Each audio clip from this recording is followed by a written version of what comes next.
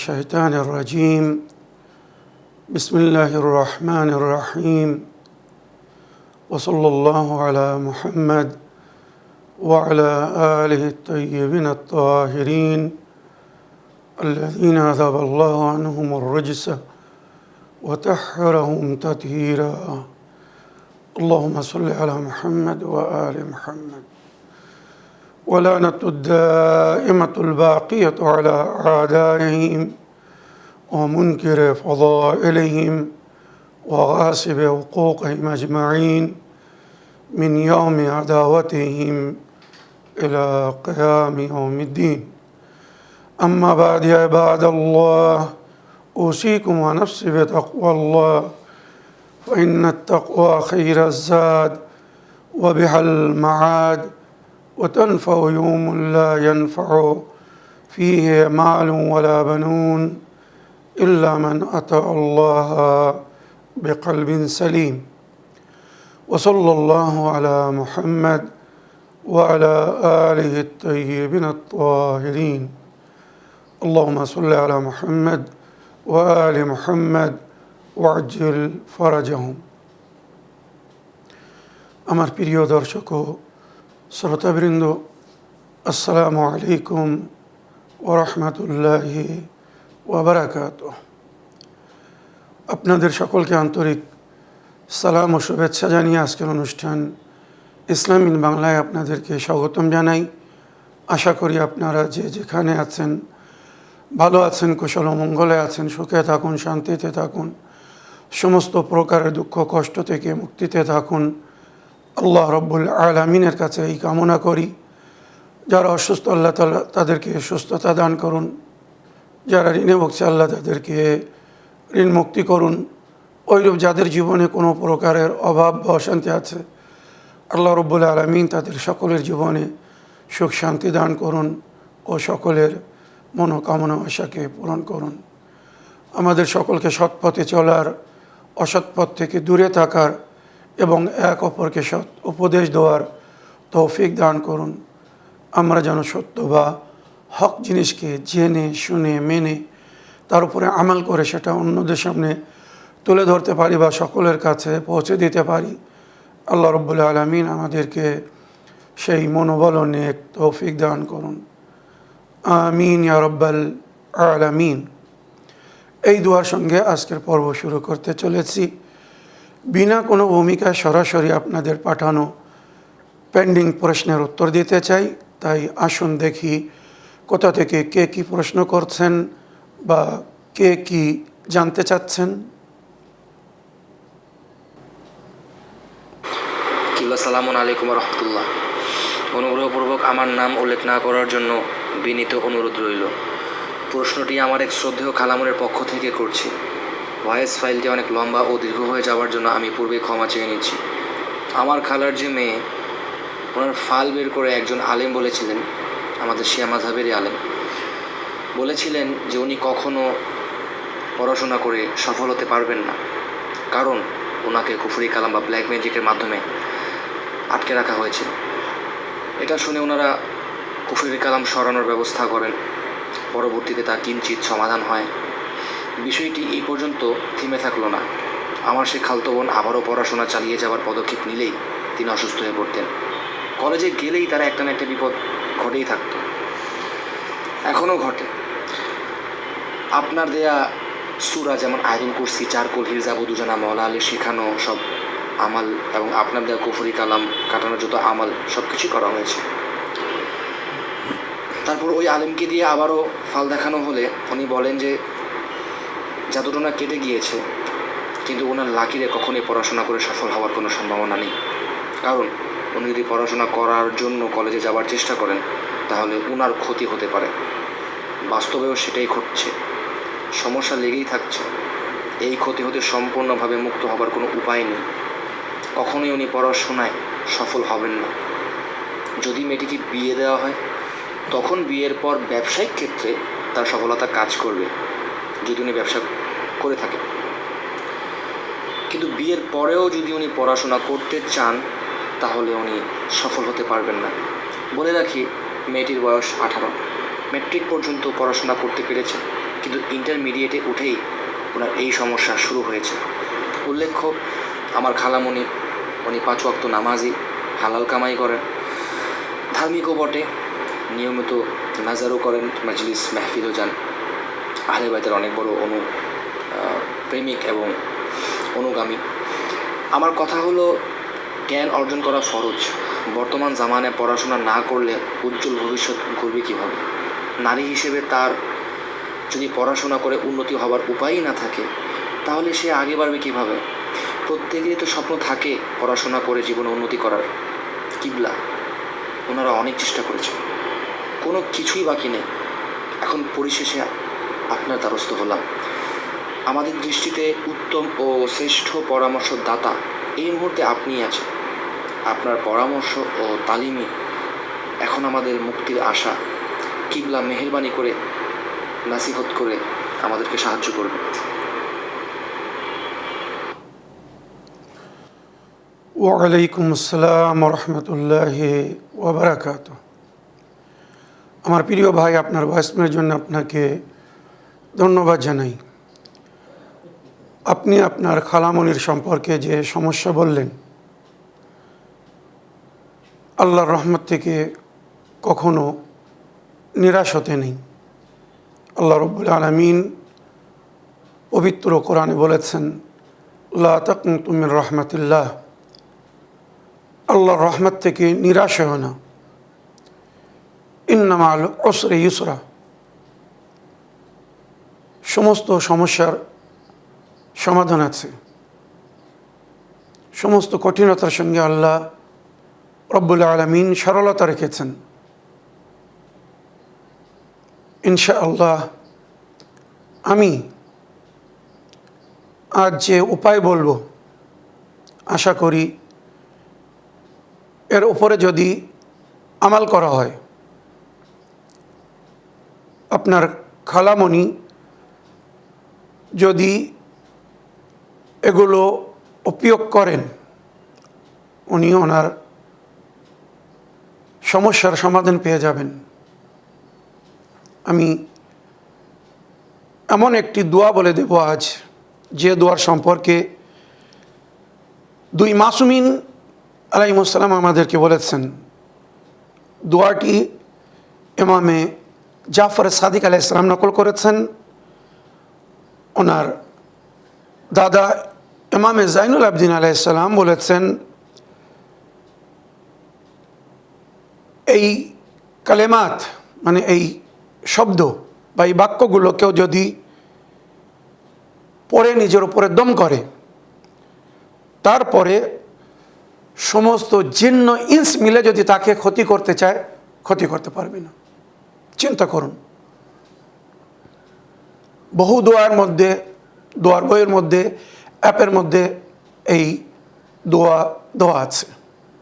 বিশেষ করে মুফাতুল জানান বা বাকিয়াতুস সালেহাত, দোয়া এবং হেরজ, ওখানে এই দোয়াটি দেওয়া আছে। যখনই উনি ঘরের বাইরে যাবেন, এই দোয়া পড়ে নিজের উপরে দম করে যাবেন। ইমাম জাইনুল আবদিন আলাইহিস সালাম বলছেন, সমস্ত জিন্ন ইনস মিলে যদি তার ক্ষতি করতে চায়, ক্ষতি করতে পারবে না। এবার ভেবে দেখুন। তবে তার আগে, দোয়াটি পড়ার আগে আমি কিছু জিনিস উল্লেখ করছি, যেটি লিখে বা প্রিন্ট করে ওনাকে ওনার কাছে রাখতে হবে। এই জিনিসগুলো ওনার হেফাজত করবে, ওনাকে সিকিউরিটি প্রদান করবে, Z+ সিকিউরিটি চারিদিক থেকে। 40 গজ সামনে থেকে, 40 গজ পিছন থেকে, 40 গজ ডান দিক থেকে, 40 গজ বাম দিক থেকে যদি কেউ ওনার উপরে আক্রমণ করতে চায়, বিফল হয়ে যাবে। এমনকি দুশমন ওনাকে দেখতেও পাবে না। তার জন্য কি করতে হবে? সূরা কাহফ, এই সূরাটি জাফরান দিয়ে নইলে পেন্সিল দিয়ে লিখতে হবে। 1 নম্বর সূরা কাহফ। দ্বিতীয় দোয়ায়ে জশনে কবির এবং দোয়ায়ে তাজ। জশনে কবির আপনারা জানেন, সেই দোয়া যার মধ্যে 1000 আল্লাহর নামের উল্লেখ হয়েছে, যার মধ্যে ইসমে আজম আছে। আর এই দোয়া নবী করিম সাল্লাল্লাহু আলাইহি ওয়াসাল্লামকে হেফাজতের জন্যে,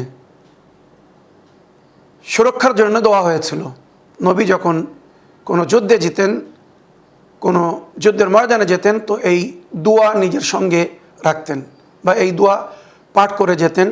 সুতরাং দুশমন ওনার উপরে প্রভাবিত হতে পারত না। দুশমন 1000 চেয়েও ওনাকে মারতে পারেনি। মনে রাখবেন, দোয়ায়ে জশনে কবির, জশন মানে ঢাল, তো এটা একটি ঢাল যেটি সুরক্ষা প্রদান করবে।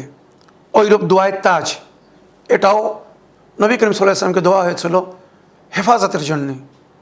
এই দোয়াকে দোয়ায়ে জিব্রাইলও বলা হয়, মনে রাখবেন।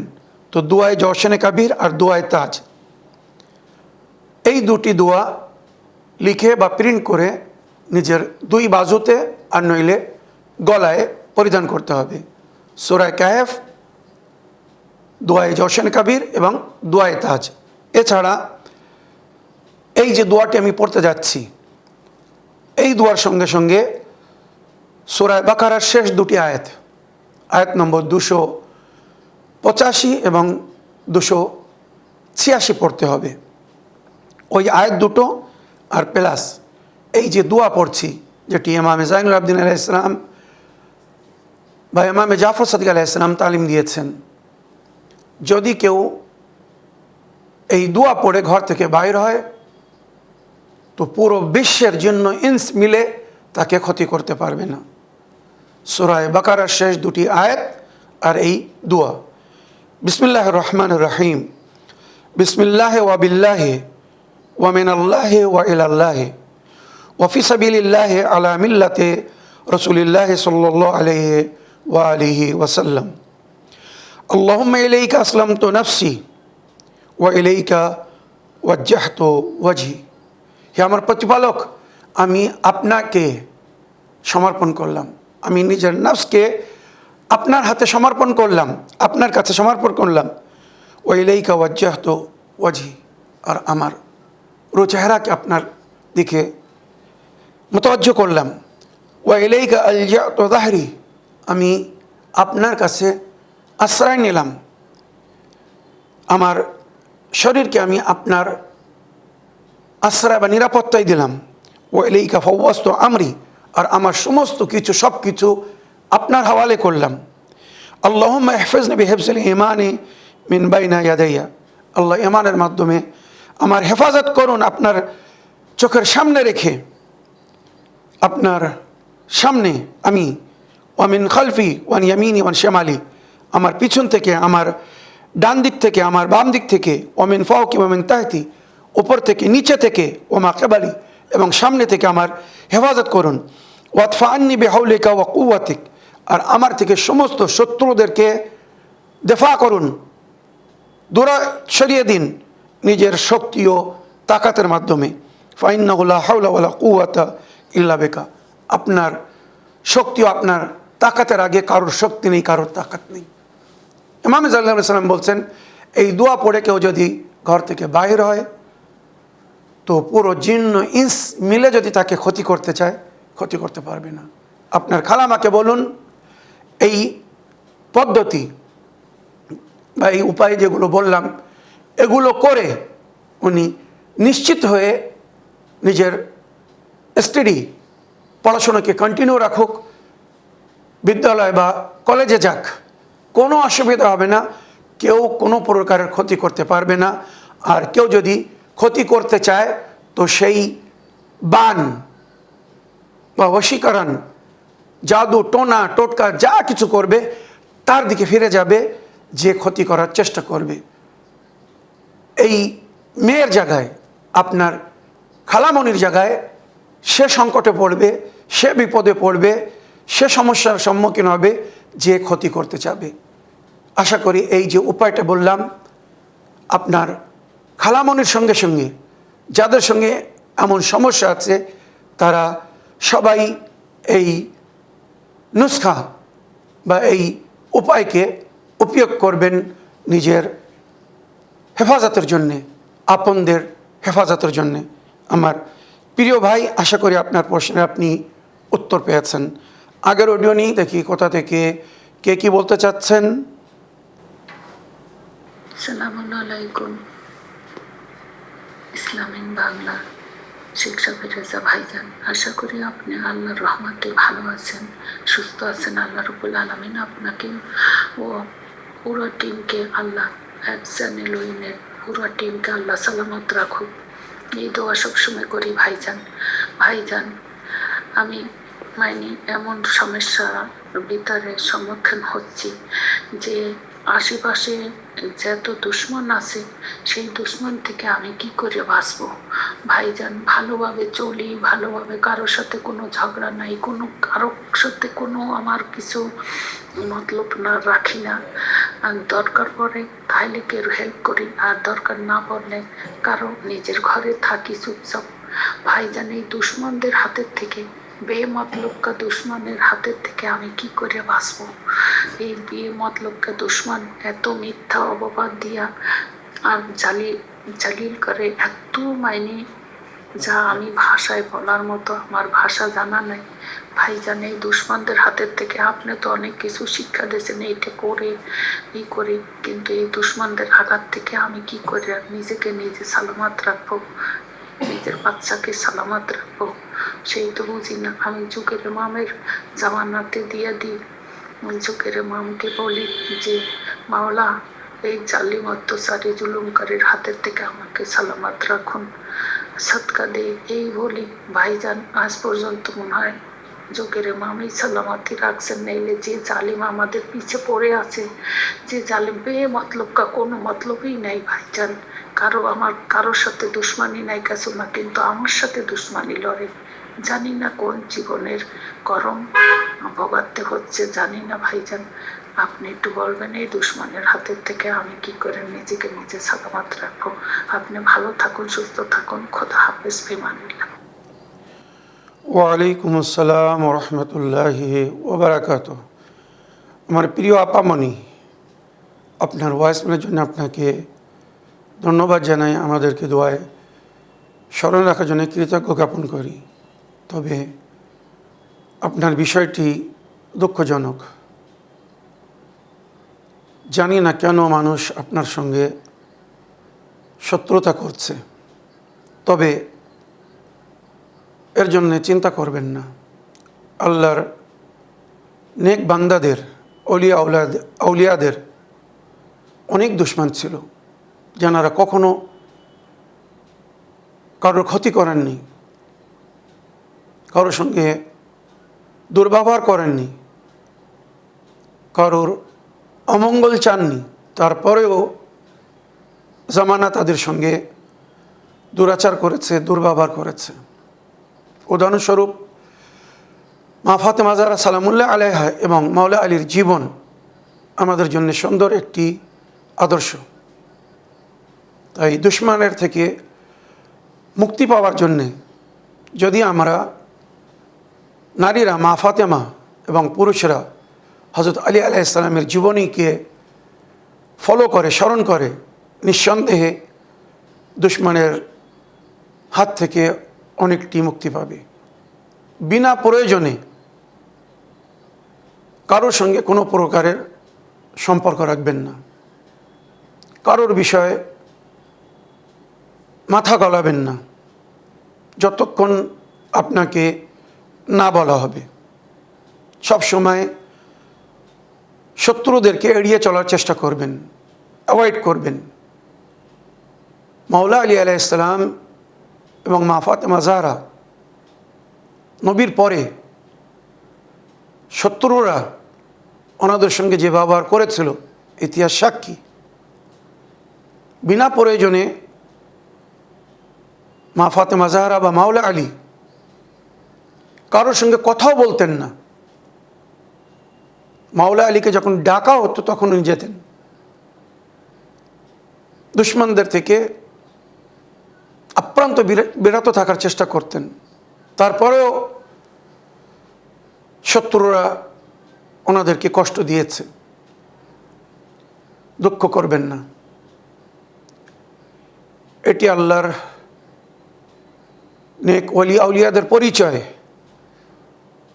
শয়তানরা তাদের দুশমন হয়, তাদের ক্ষতি করার চেষ্টা করে। আপনি সবসময় সত্য বা হক কথা বলছেন বলে হয়তো কিছু অসৎ লোক আহলে বায়াতের শত্রুদের অনুগামী অনুসারীরা সেগুলো সহন করতে পারছে না, তাদেরকে ভালো লাগছে না, তাই হয়তো তারা আপনার সঙ্গে শত্রুতা করছে, আপনাকে ক্ষতি করার চেষ্টা করছে। তাই আমার প্রিয় আপামনি, এবার আমি উপায়স্বরূপ কিছু বলছি, যেগুলো এর আগে বলেছি, আশা করি আপনি শুনেছেন বা সেগুলোকে উপয়োগ করার চেষ্টা করবেন। বিশেষ করে আজকের এপিসোডে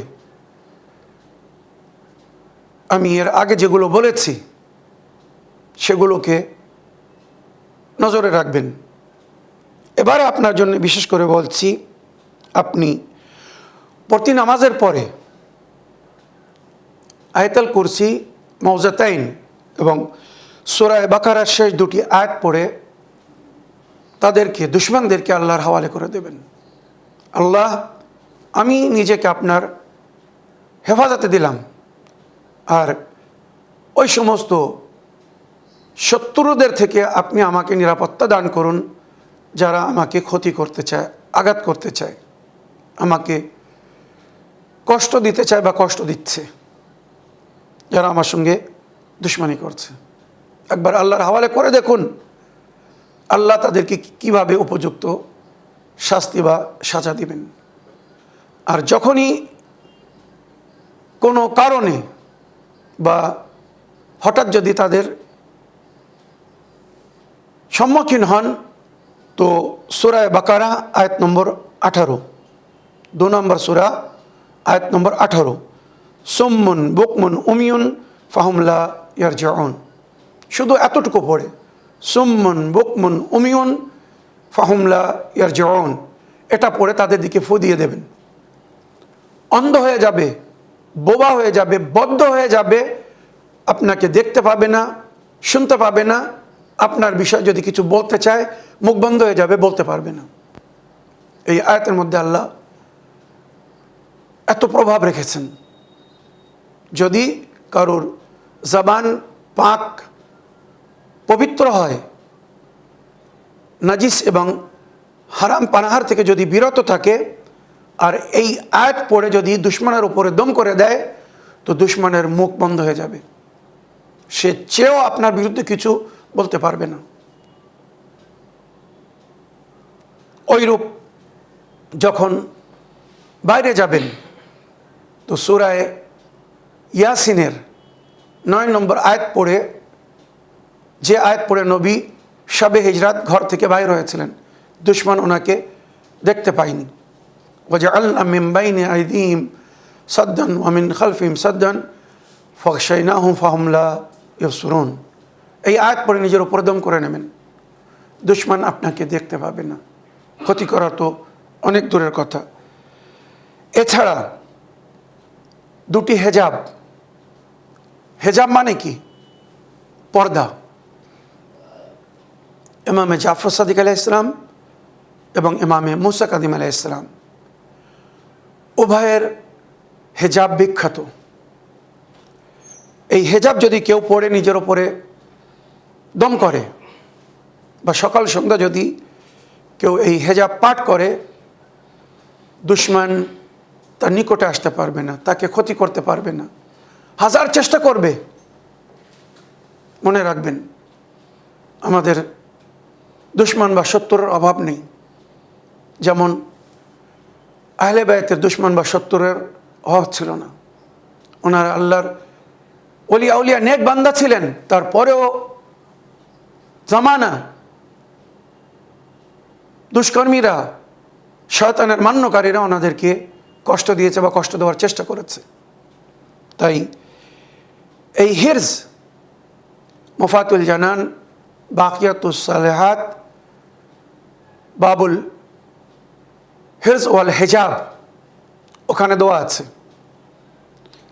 যে হিরজের মধ্যে এইভাবে উল্লেখ হয়েছে, ইয়ামান কালা ইন ইয়ানসুরকুমুল্লাহ ফালা গালিবা লাকুম, হে আমার প্রতিপালক, আপনি বলেছেন আপনি যদি কারোর সহায় হন, কারোর মদত করেন, সে কখনো পরাজয় হবে না,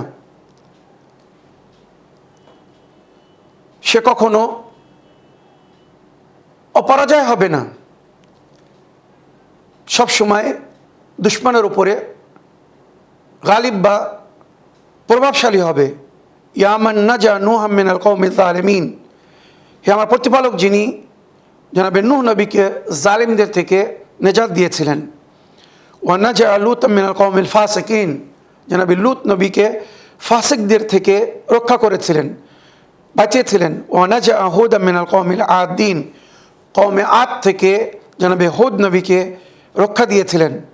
ইয়ামান নাজা মুহাম্মাদিন সাল্লাল্লাহু আলাইহি ওয়া আলিহি মিনাল কওমিল কাফিরিন, আর প্রিয় নবী হযরত মুহাম্মদ মুস্তাফা সাল্লাল্লাহু আলাইহি সাল্লামকে বাঁচিয়েছিলেন, নেজাত দিয়েছিলেন কাফিরিনদের থেকে। নাজ্জিনি মিন আদাই, হে আমার প্রতিপালক আমাকে নেজাত দিন আমার দুশমন থেকে, ও আদায়কা, আপনার দুশমন থেকে। বে আসমাইকা ইয়া রহমানো ইয়া রহিম, নিজের নামের বরকতে, এ রহমান এ রহিম। লা সাবিলা লাহুম আলা মান তাওয়াযা বিল কোরআন, তারা কোনো রাস্তা পাবে না যদি কেউ কোরআনের থেকে আশ্রয় চায়। ওয়াস্তাজারাকা বির রহিমান রহমান, আর যে রহিম ও রহমানকে নিজের রক্ষক বা যার কাছে আশ্রয় নিয়েছে, আর রহমান আলাল আরশ ইস্তাওয়া, সেই আল্লাহ যিনি আরশ ইলাহির ওপরে আছেন। ইন্না বাতশা রাব্বিকা লাশাদীদ, আল্লাহর পাকড় বড় মজবুত। ইন্নাহু হুয়া ইউবদি ওয়া ইঈদ, সেই আল্লাহই শুরু করে আর সেই আল্লাহই ফিরিয়ে নেয়। ওয়া হুয়াল গফুরুল ওয়াদুদ, আল্লাহ ক্ষমাশীল এবং সেই আল্লাহ আমাদেরকে ভালোবাসেন। জুল আরশেল মাজিদ, যার হাতে সব কিছু, সমস্ত আরশের মালিক তিনি। ফাআলুল লিমা ইউরিদ, তিনি যেটা চান সেটা করেন। ফাইন তাওয়াল্লাউ ফাকুল হাসবি আল্লাহু লা ইলাহা ইল্লা হুয়া, যদি কেউ আপনাকে ক্ষতি করতে চায় তো আপনি বলুন আল্লাহ ছাড়া আমার কেউ নেই, সেই আল্লাহই আমার হেফাজত করবে। আলাইহি তাওয়াক্কালতু ওয়া হুয়া রাব্বুল আশীম ওয়া হুয়া রাব্বুল আরশিল আযীম, আমি তার উপরে ভরসা রাখি, সেই সমস্ত আরশের প্রতিপালক। এই হিরজ প্রথম থেকে নিয়ে শেষ পর্যন্ত এটাকে হেজাবে ইমামে জাফর সাদিক আলাইহিস সালাম বলা হয়েছে। কেউ যদি পড়ে নিজের উপরে দম করে তো আল্লাহ রব্বুল আলামিন তার হেফাজতের জন্যে মালায়েক ফেরেশতা পাঠান, কেউ তার ক্ষতি করতে পারবে না। ওইরূপ হেজাবে ইমামে মুসা কাযিম আলাইহিস সালামের মধ্যে যেটা জিকির হয়েছে, শেষ অংশের শুধু আমি তর্জমা করছি। ফাআমসিক আন্নি আল্লাহুম্মা আইদিয়াজ জালিমিন, আল্লাহ জালিমদের হাত থেকে আমাকে রক্ষা করুন। মিনাল জিন্নি ওয়াল ইনসি আজমাইন, তাই সে জালিম জিন হোক আর মানুষ হোক, সবার থেকে আমার হেফাজত করুন। ওয়াশফিনি ওয়া আফিনি, আমাকে সুস্থতা দান করুন, আমাকে নিরাপত্তা দান করুন, আমার হেফাজত করুন। ইয়া আরহামার রাহিমিন, এ বিশ্বের রহমকারী, আমার উপরে রহম করুন, সর্বাধিক রহমকারী, আমার উপরে রহম করুন। এই যে হেজাব বললাম, ইমামে জাফর সাদিক আলাইহিস সালামের হেজাব, ইমাম মুসা কাযিম আলাইহিস সালামের হেজাব, পুরো হেজাব কিন্তু আমি এখানে বলিনি। পুরো হেজাব মুফাতুল জানান, বাকিয়াতুস সালেহাত, বাব দোয়া ওয়াল হিজাবের মধ্যে দোয়া আছে, বা হিরজ ওয়া দোয়ার মধ্যে দোয়া আছে, ওখান থেকে দেখে আপনারা পড়তে পারেন। যদি না পান সরাসরি ইন্টারনেট থেকেও নিতে পারেন। হেজাবে ইমামে জাফর সাদিক আলাইহিস সালাম লিখুন, এসে যাবে, বা হেজাবে ইমাম মুসা কাযিম আলাইহিস সালাম লিখুন, এসে যাবে।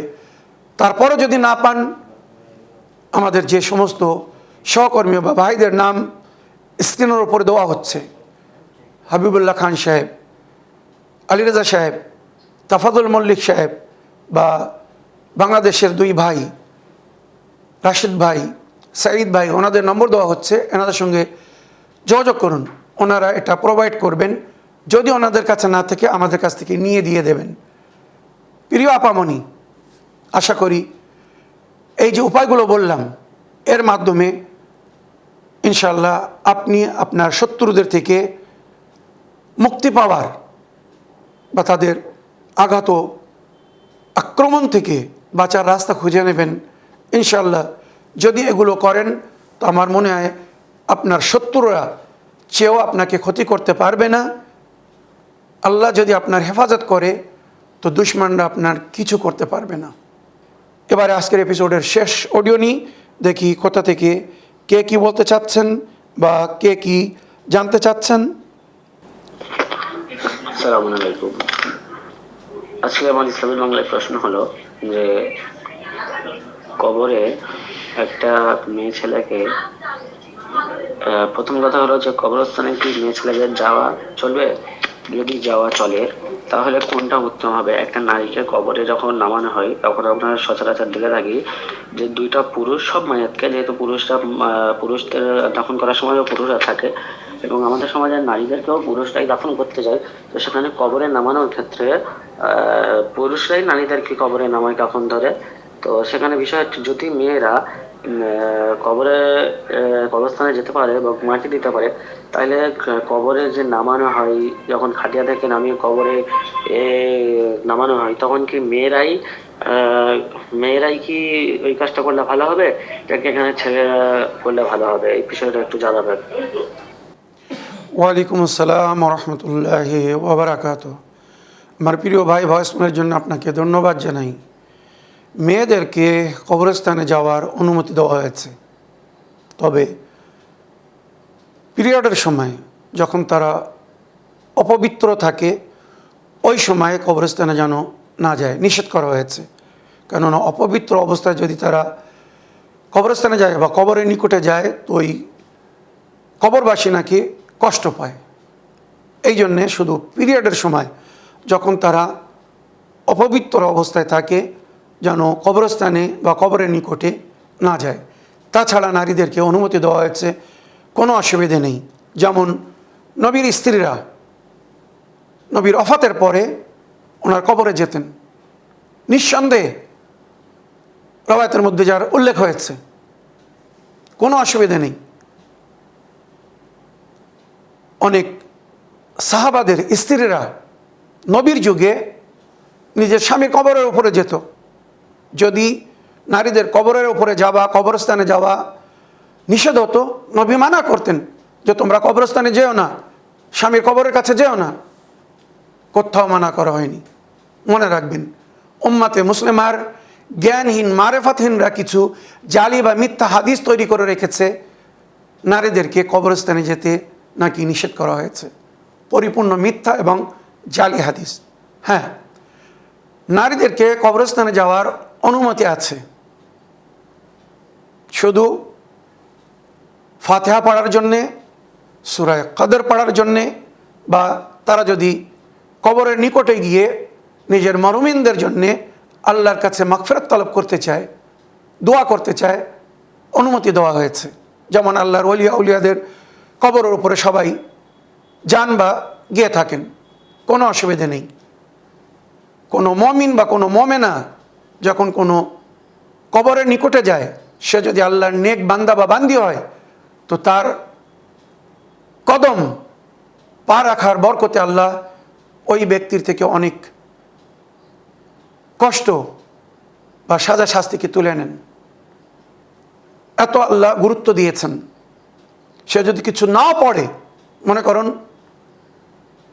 একজন মমিন মমেনা মুসলিমা মারা গিয়েছে, রওয়ায়াতের মধ্যে সেটা উল্লেখ হয়েছে, যখন আল্লাহর কোনো আউলিয়া সেই কবরের ধার দিয়ে যেত তো আল্লাহ ওই কবর থেকে সমস্ত কষ্টকে তুলে নিত। তো আমার প্রিয় দর্শক ও শ্রোতাবৃন্দ, নারীদেরকে কবরস্থানে যেতে কোথাও নিষেধ করা হয়নি, তবে কবর খোঁড়া, কবর দোয়া, মাইয়াতকে কবরে নামানো বা দাফনের যে সমস্ত কার্যক্রিয়া করা হয় এর মধ্যে কোনো দায়িত্ব নারীদেরকে দেওয়া হয়নি। মনে রাখবেন, এমনকি মজবুরিতে যদি মেহরাম না থাকে, কোনো নারী মারা গিয়েছে, তার মেহরাম পুরুষ নেই যে তাকে কবরে নামাবে, তো সেক্ষেত্রে অনুমতি দেওয়া হয়েছে না মেহরাম কাফনের উপর থেকে ধরে তাকে কবরে নামাতে পারবে, কিন্তু নারীদেরকে এই দায়িত্ব দেওয়া হয়নি যে নারী এসে তাকে কবরে নামাবে। আশা করি আপনার প্রশ্নের আপনি উত্তর পেয়েছেন। এই বলে আমার আজকের বক্তব্য এখানে শেষ করলাম। ওয়া আখিরু দাওয়ানা আলহামদুলিল্লাহি রাব্বিল আলামিন। আসসালামু আলাইকুম ওয়া রাহমাতুল্লাহি ওয়া বারাকাতুহু।